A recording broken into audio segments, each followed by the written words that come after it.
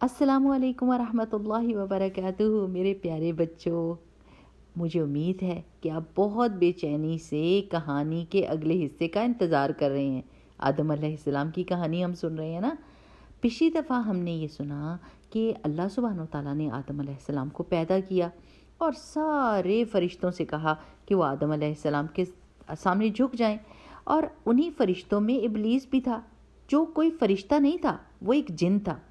چونکہ وہ باقی جنوں کے معاملات کو دیکھا کرتا تھا اور لوگوں کو یہ دکھاتا تھا کہ وہ اللہ تعالیٰ کا بڑا فرما بردار ہے، اللہ کی باتیں بہت مانتا ہے، تو اس لیے وہ فرشتوں کے بیچ میں موجود تھا۔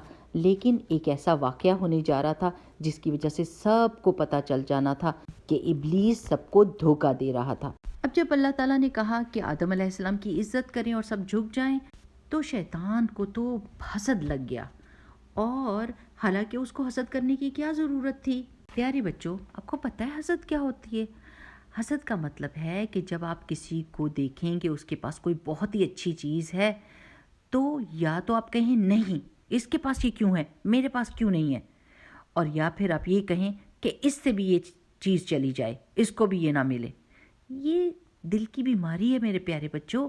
اگر دوسرے کے پاس کوئی چیز ہے تو ہمیں اس کے لیے خوش ہونا چاہیے، کیونکہ ہو سکتا ہے کہ اس کے پاس وہ چیز نہ ہو جو اللہ تعالیٰ نے ہمیں دی ہوئی ہے۔ اچھا جی، اب کہانی آگے چلتی ہے۔ اللہ سبحانہ و تعالیٰ نے آدم علیہ السلام کو جنت میں رکھا، اور پھر آدم علیہ السلام کی بیوی کو بھی پیدا کیا۔ ان کا نام تھا حوا علیہ السلام۔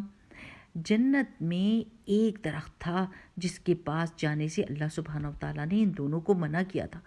اور جنت میں یہ ایک ہی درخت نہیں تھا، بہت سارے درخت تھے اور بہت ساری نعمتیں تھیں۔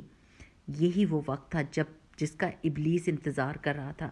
ابلیس نے بار بار وسوسہ ان کے دل میں ڈالا کہ میں تمہیں وہ درخت نہ دکھاؤں جس کو کھانے کے بعد، یعنی جس کا پھل کھانے کے بعد تم ہمیشہ ہمیشہ زندہ رہو گے۔ یہ ایک بہت بڑا جھوٹ تھا، پر ابلیس کو اس کی کوئی پرواہ نہیں تھی۔ وہ یہ کہتا رہا، جھوٹ بولتا رہا، جب تک کہ آدم اور حوا نے اس درخت کا پھل کھا نہیں لیا۔ لیکن کھاتے ساتھ ان کو یہ پتہ چل گیا یہ تو بہت بڑی غلطی تھی۔ آدم اور حوا بہت اداس ہوئے اور انہوں نے اللہ سبحانہ وتعالیٰ سے معافی مانگی، اور اللہ تعالیٰ نے ان کو معاف کر دیا اور پھر ان کو زمین پر بھیج دیا۔ ابلیس بھی زمین پر ان کے ساتھ ہی آ گیا۔ یہ جنگ ابھی ختم نہیں ہوئی تھی، بلکہ یہ جنگ تو اب شروع ہوئی تھی۔ آدم علیہ السلام زمین پر رہنے لگ گئے، اور آپ کو پتہ ہے کہ وہ اللہ سبحانہ تعالیٰ کے سب سے پہلے نبی بھی تھے۔ آدم علیہ السلام سب سے پہلے پیغمبر تھے۔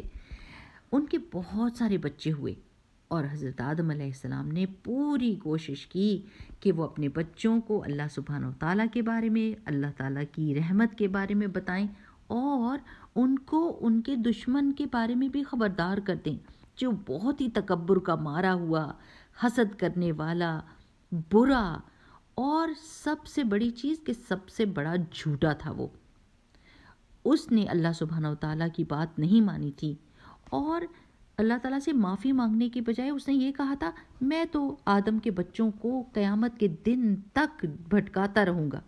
اپنے حسد کی وجہ سے وہ یہی کوشش کرتا ہے کہ ہمیں نقصان پہنچائے اور ہمارے سے غلطیاں کروائے۔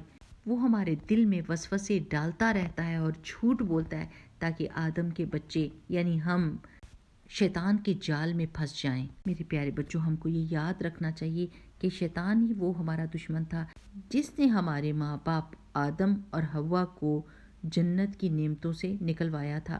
ہم نے واپس جنت میں جانا ہے، لیکن یاد رکھیں کہ شیطان ہمارے دلوں میں وسوسے ڈالتا رہے گا تاکہ ہم بھی وہی کریں جو اس نے کیا تھا۔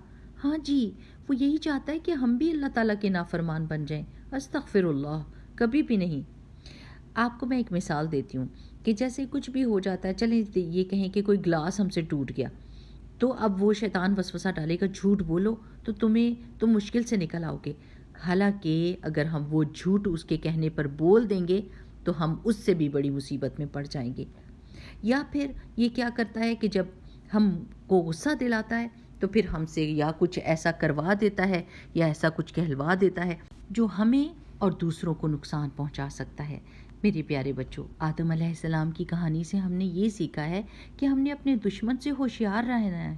وہ ہر وقت ہمیں تکلیف پہنچانے کی کوشش کرے گا، اور یہ کہ ہم نے اللہ سبحانہ و تعالیٰ کی بات ماننی ہے، اور جب ہمیں کوئی نعمت ملے تو ہم تسلی رکھیں اور خوش رہیں، اور دوسروں کی نعمتوں کو دیکھ کر بھی خوش ہوں اور کبھی بھی حسد کا شکار نہ ہوں، اور اگر اللہ تعالیٰ ہمیں کسی چیز کا حکم دیں تو ہم وہ مان جائیں اور شیطان کی وسوسوں کو نہ سنیں۔ چلیں میرے پیارے بچوں، انشاءاللہ ہم اگلی دفعہ کسی دوسرے پروفٹ کی کہانی سنیں گے انشاءاللہ باذن اللہ۔ تب تک کے لیے السلام علیکم ورحمۃ اللہ۔ سبحانک اللہم و بحمدک، نشہد ان لا الہ الا انت، نستغفرک و نتوب الیک۔